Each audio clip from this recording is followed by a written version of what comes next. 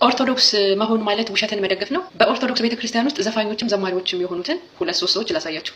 አንደኛው ዳዊት አለማየሁ የሚባለው ዘፋኝ ዘማሪም ነው ዘፋኝም ነው። ቴዎድሮስ ካሳሁን ራሱ ዘፋኝም ነው ዘማሪም ነው። ግርማ ተፈራ ዘማሪም ነው ዘፋኝም ነው። በጣም ጥሩ ነው።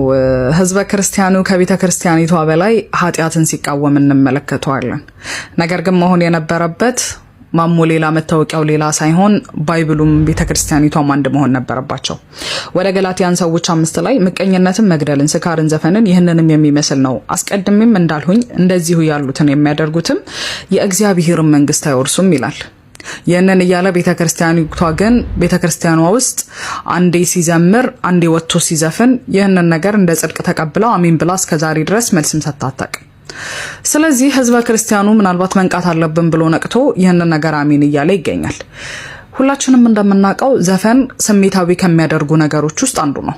ማለትም የሰው ልጅ ወደ ኃጢአት ከሚጣሩ ነገራቶች ውስጥ የሰውን ስሜት ከሚነኩ ወደ ስካር፣ ወደ መጠጥ፣ ወደ ተለያዩ ነገራቶች ውስጥ ከሚገፋፉት አንድና ዋነኛው ነገር ቢኖር ዘፈን ነው።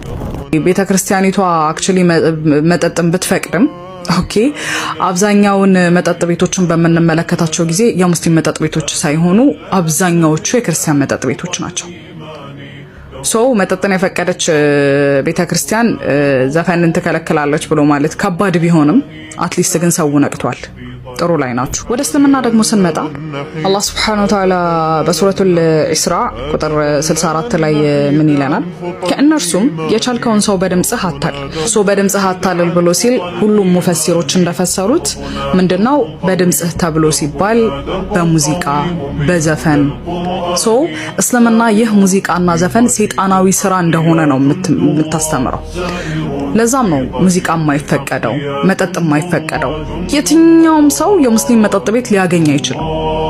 የትኛውም ሰው እንደ ጽድቅና ኩነኔ ቆጥሮት በየመስጊዱ መጠጥ ሲታደል አናገኝም። ለማንኛውም ማሞ ሌላ መታወቂያው ሌላ አትሁኑ።